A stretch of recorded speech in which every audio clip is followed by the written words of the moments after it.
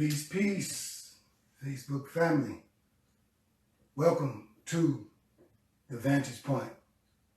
Just a 30-minute little segment on what I believe or think or feel or even know, just coming from the heart, for 30 little minutes about current events and attaching it to old stuff and that happened in the past and trying to bring it up to date to keep us aware. I am Brother Minister Raheem Kased Achen, a.k.a. Sax Preacher, plays saxophone. And this is The Vantage Point, produced by Toma Nation, which I happen to be the founder of that all-inclusive Black conscious righteous movement dedicated to the upliftment of Black people in North America and then around the world. We've been around for over 30 years. And the other producer of this particular segment is The Black View, which is a talk show giving the Black view on things that goes on in the world from our vantage point. And I happen to be one of the co-hosts, and the actual producer of that show is the co-founder of the Toma Nation, which is Minister Omari Jahi Aten. And so, if you look at our other sessions, this is the fourth session, you'll be able to gather more information as to who's who run what, and what other organizations that I am a part of or a member of or whatever, because I'm really coming off the cuff. I don't really have what you call a set, and don't want to have a set sheet of paper that's telling me how to open up or how to close or whatever. I'm coming to you in 30 minutes telling you how I feel about things. And I believe that I'm worthy, just as anybody else, to say how I feel. You don't have to believe it. You don't have to, you don't even have to listen to it. You can keep going. But I've been around for over 50 years, alive on this planet, been through so many things, raised by DCFS, ran away from home, ran away from foster homes at least 15, 16, maybe 17 times. Had a chance to live in foster homes here in Chicago, in the area they call Terrortown, around Paxton, then all the way over to 56 and Ada on the west side, which is Inglewood, then on Laramie on the west side. This is southwest side Inglewood, but on the west side around Laramie, which is further northwest, and throughout the city, basically. I don't want to waste time telling you all about me. I want to share with you some things. This weekend, we had 6 people killed by gun violence here in Chicago and 35 wounded. While we already are dealing with this pandemic, Black people in the inner cities of North America have to deal with gun violence. And I did a lecture yesterday. You can look all this up on Toma Nation on my Facebook page, or you can go on our YouTube channel, which is Temple of Mercy Association. But I talked about this gun violence thing and some of our people fighting hard to help a Caucasian Jewish guy named Gary Slutkin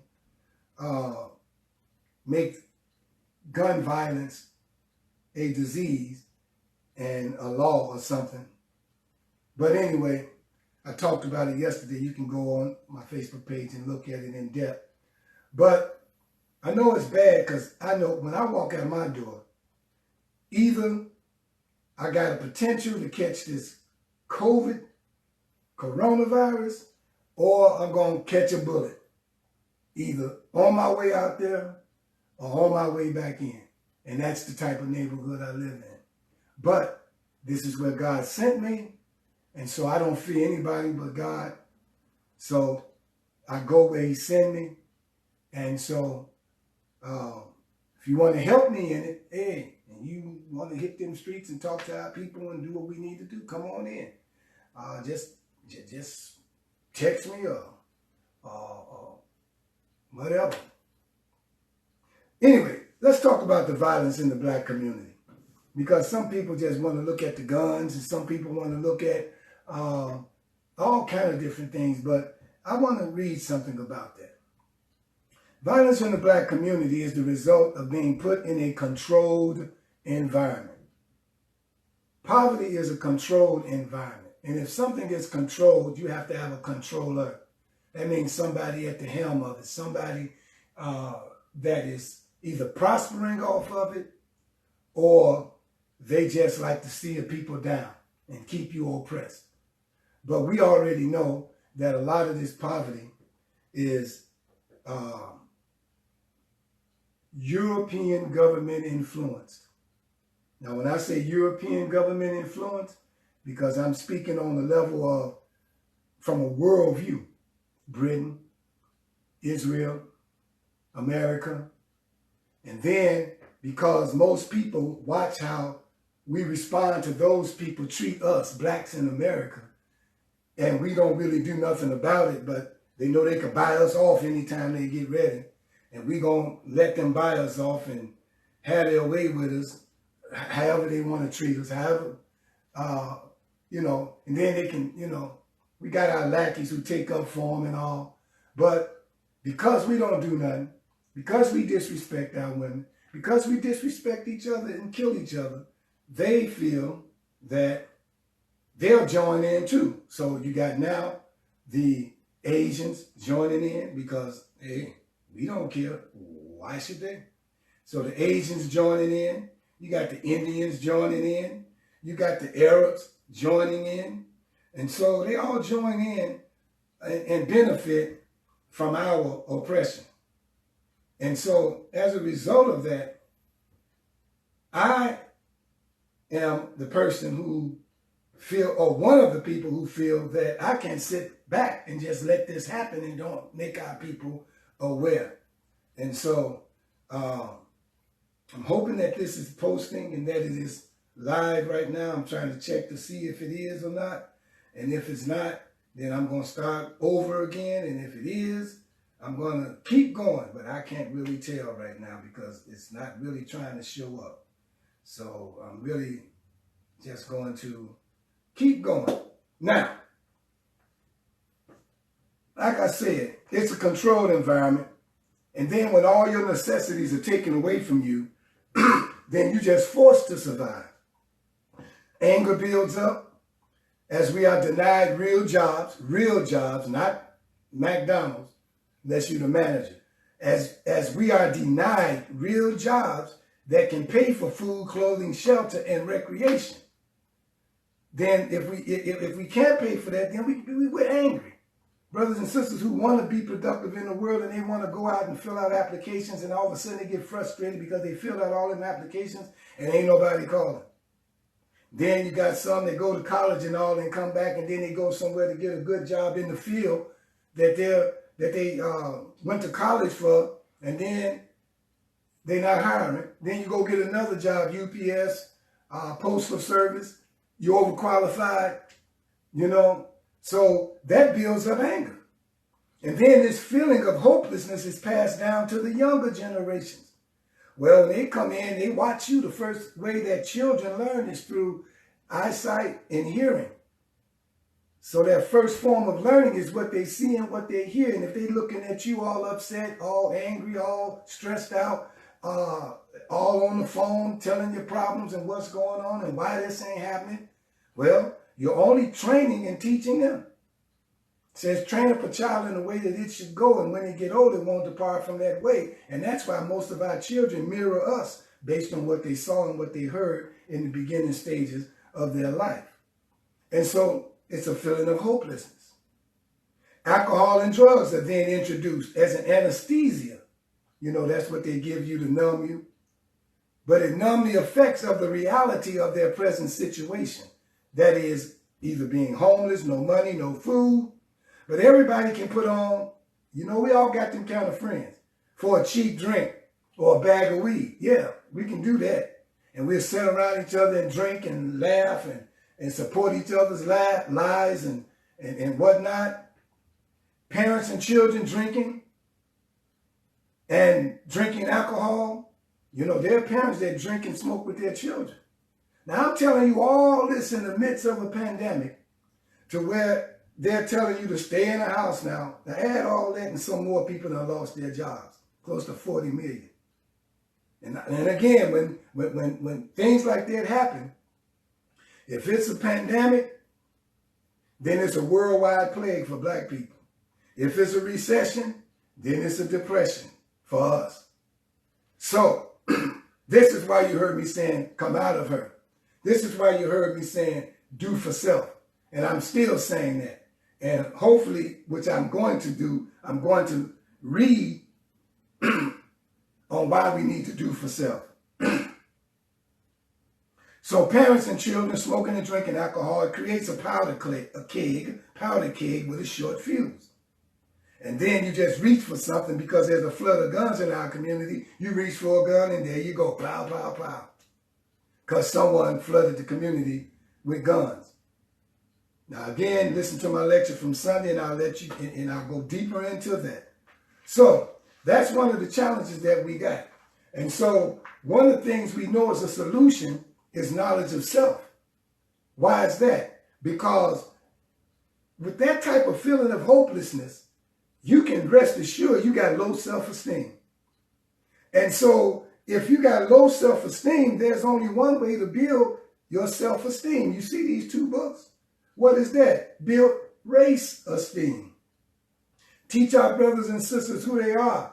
Teach our brothers and sisters how to put their race first before anybody else. Not to just exclude them, but to put your race first and then include them after you learn how to put your race first in everything that you do. And that'll help build your self-esteem, knowing about you, knowing about your economic condition and knowing that there's a plan or a national plan to get out of it by reading this book called Powernomics.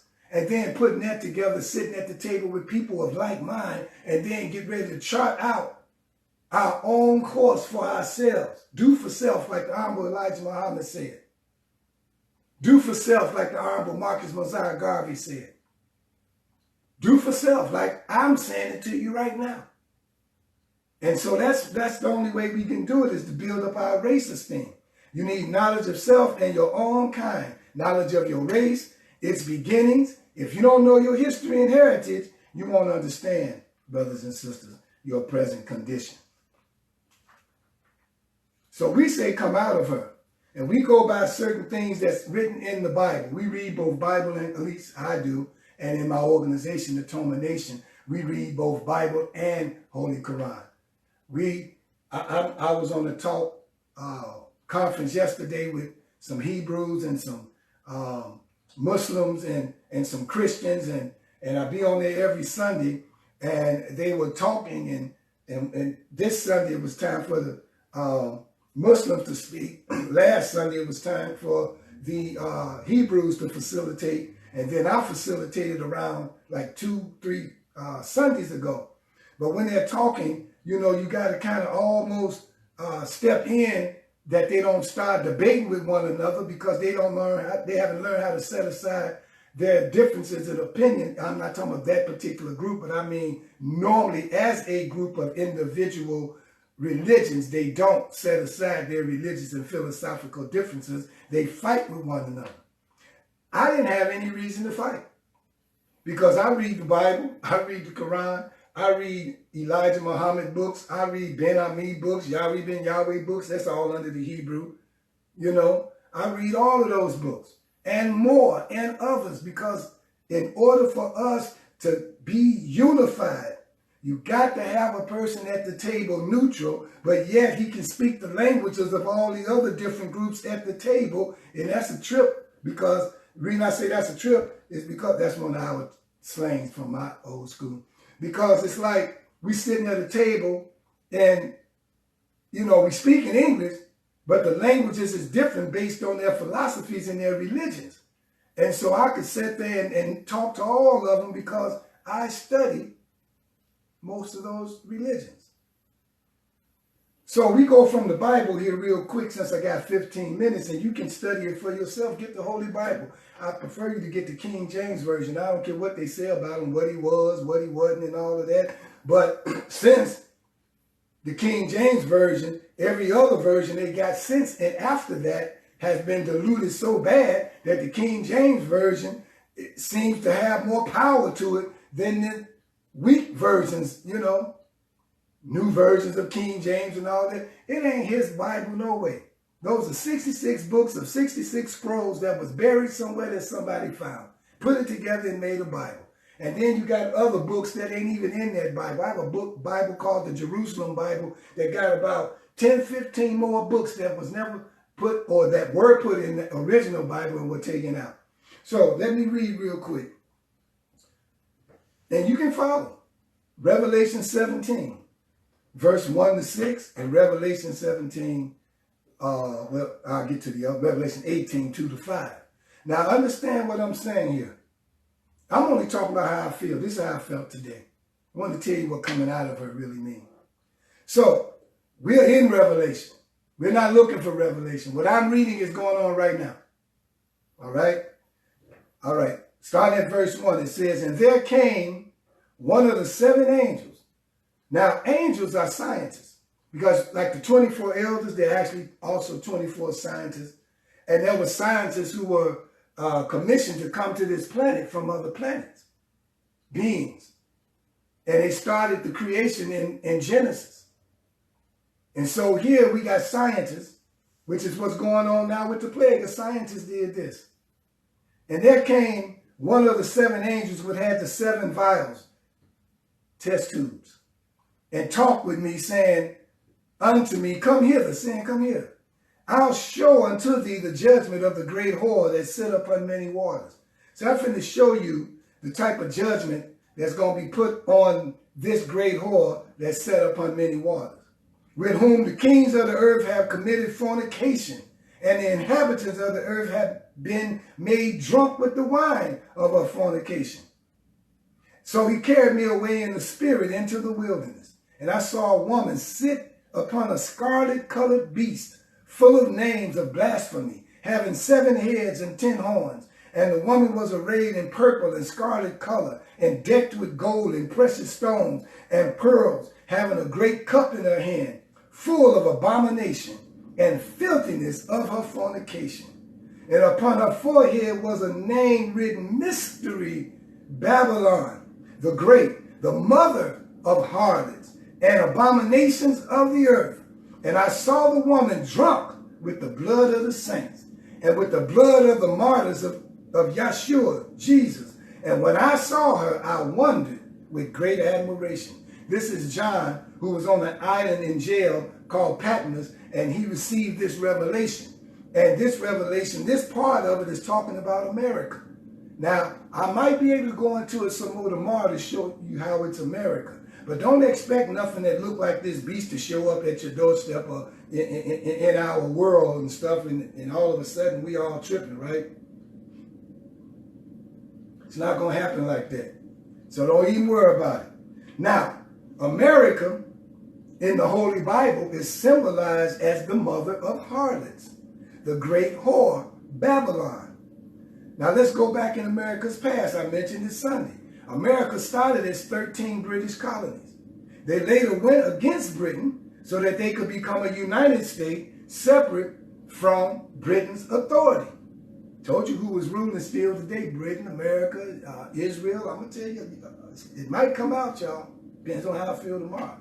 Today they have named most of their provinces after providences in London, which is a providence in Britain. Now, let's look at that.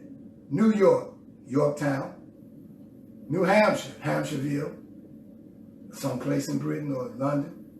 Just keep going. All the new stuff. New York. See? New Jersey.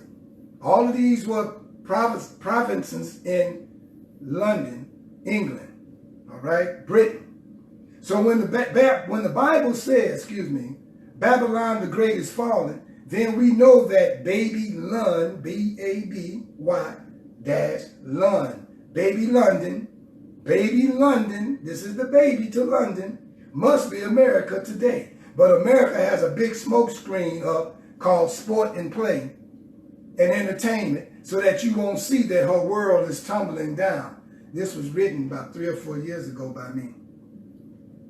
Now, if that is the case, and I'm saying that America has fallen, and the Bible says that America has fallen, or Babylon the Great, but it also says that it has become a habitation of devils, a habitat, a house of devils, a house of people who oppose the Creator and the creative force and those who created this planet that was commissioned by the great mind of the universes and the galaxies.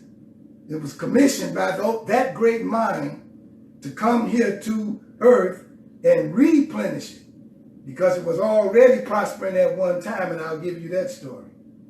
So if we're saying come out of her, and the ones that are ruling this world are the opposers of God, everything God say thou shalt not do, they write a law to say thou can do it. Then the first thing that we have to do is come out of her mindset and her thought pattern. And here is where we fail, because every part that represents her mind, we want to hold on to it.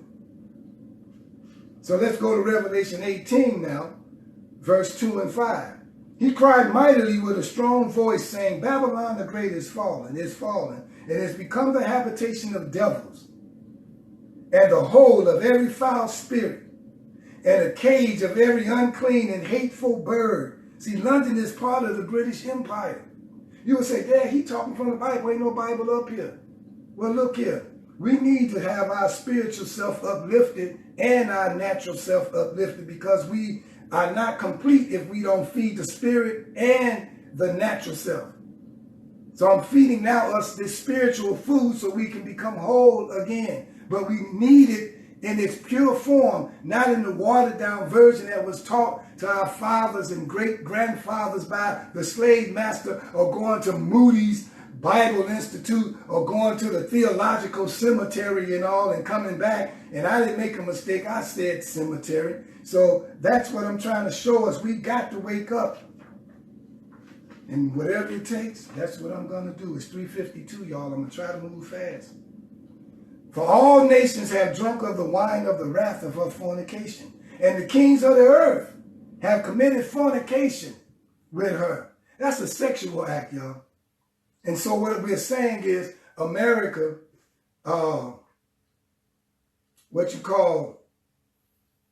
it's symbolic. See, this is symbolic. America just commits a sin and gives herself away and open herself up to almost anything and everybody and all sources, but it uses it like a prostitute, like a prostitute for money, sells herself for money, opens herself up for money, and will trick you at any time, you know. And then sometimes they expect to get paid but don't pay back. Then sometimes America borrows stuff and don't never pay it back. So America is just walking around like a harlot. And said, I heard another voice from heaven saying, come out of her, who? My people, if my people who are called by my name, my people, that ye be not partakers of her sins, and that ye receive not of her plagues. Okay, but who could her people be? Yeah, they could be today's modern day group of blacks in America who want to consider themselves Hebrews, because they crossed over and found out that the Israel over there is not the true people who are the true people of God. They found out that we are the true people of God, and so they decided to wear Hebrew names and pick up the Hebrew religion again. Okay, ain't nothing wrong with that. Ain't nothing wrong with that. That's his name too. Yahweh, all of those names. Those are his names. So if my people are called by my name, so he said, come out of her, my people, the true Hebrews, come out of her. The true Muslim, people of peace, Islam, those who submit their will to do the will of God. If that's you, and you decided to pick that up and take it back from the Arabs because that's not their religion, and is the black man's religion, one of our religions, then if you want to pick that up and live that lifestyle and whatnot, then that's fine. He's talking to you too. Come out of her. And because I study both of them, I'm telling my people who want to be one with both, but don't want to really get caught up in certain parts, then you come out of her too and be a part of the righteous nation, the Toma nation. We call it the righteous. Why come out of her? So you won't receive none of her plagues. Reason why that plague was first being focused on dealing with white people, and we thought it wasn't going to be affecting us, is because that truly was really one of her plagues. The creative force placed it on the mind of one of the angels or one of the scientists to make this wicked plague and then send it out. And if we'd have been eating the right food and been properly nourished and healthy and not following the ways of this world, it would have passed us by and got the people that it was meant for. But we wants to be right there with those people. Why? Because her sins have reached unto heaven, and God has remembered her iniquities. Come out of her. And he cried out mightily with a loud voice, saying, Babylon the Great has fallen and has become the habitation of devils, opposers.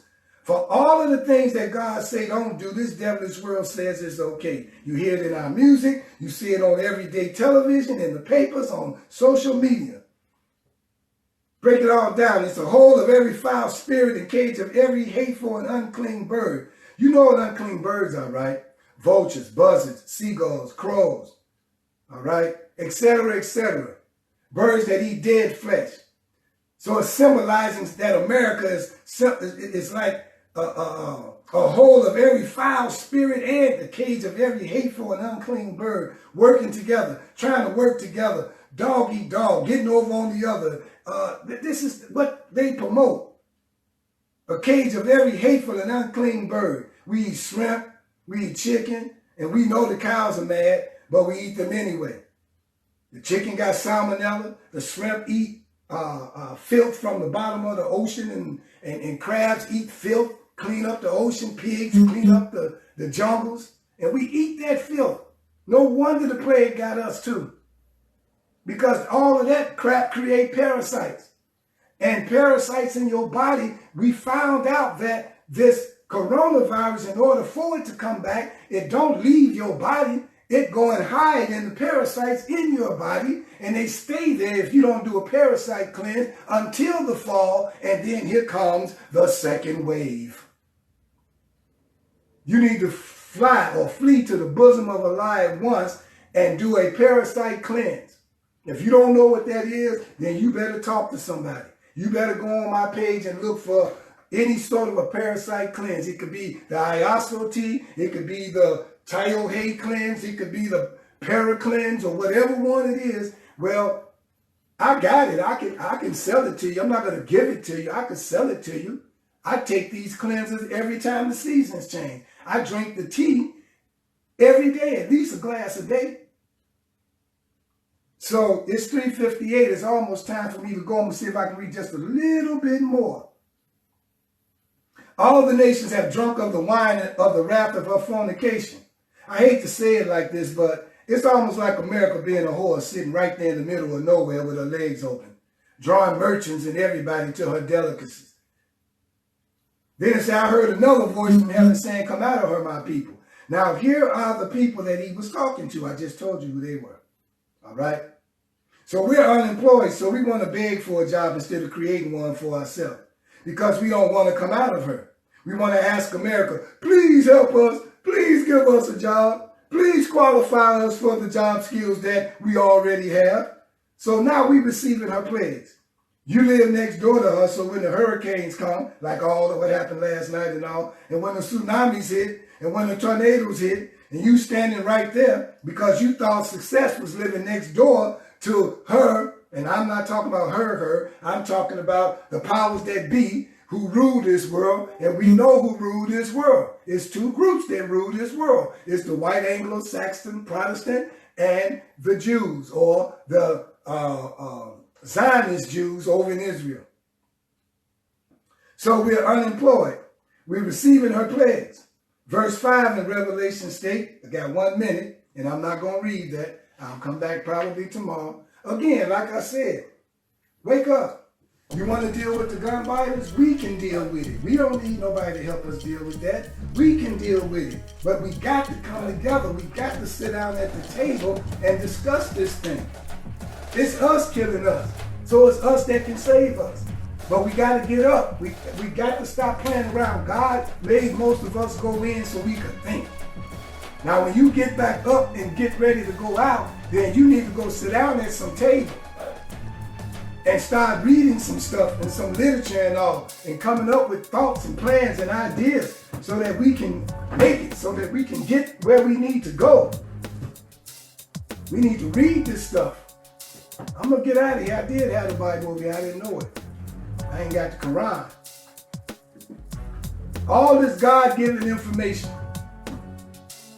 that's in my head. You want to get with us? Go to Toma Nation 2. Go to Wake Up News.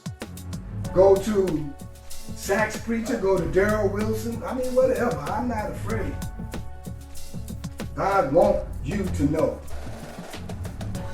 So whatever part he chose me to do, I'm willing to do it through my music and from my mind and words coming from my mouth. I thank you for listening. I'm going to get up out of here. If you think, maybe I should open up with prayer sometime. I think I will tomorrow. But I prayed all day anyway. But God bless you. Talk to you soon. Peace, peace. I'm out of here.